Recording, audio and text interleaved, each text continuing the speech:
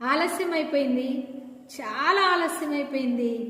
నా ప్రార్థన నెరవేరట్లేదు, నా అంశము నెరవేరట్లేదు, నా కష్టాలు పోవట్లేదు అని కృంగిపోయి ఉన్న దేవుని బిడ్డ నిరాశపడవద్దు. 430 సంవత్సరముల తర్వాత ఇశ్రాయేలీయులను ఐగుప్తు దేశపు బానిసత్వంలో నుండి దేవుడు విడిపించి ఉన్నాడు.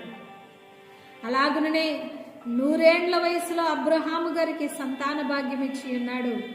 38 సంవత్సరములు పక్షవాతముతో పడి ఉన్నటువంటి రోగిని బాగు చేసినటువంటి శక్తి కలిగిన దేవుడు యేసుక్రీస్తు ప్రభుల వారు సమాధి చేయబడి 4 దినములు అయిపోయిన తర్వాత కూడా లాజరు బయటికి రానగానే సమాధిని గెలిచి లాజరు బయటికి వచ్చాడు. దేవుని యొక్క బిడ్డ ఎంత ఆలస్యమైనా కూడా ఆలస్యములో ఆనందమును చూపించి గొప్ప కార్యమును మీ పట్ల చేయగలిగినటువంటి శక్తి కలిగిన దేవుని ఎడల నిరీక్షణ ఉంచుము.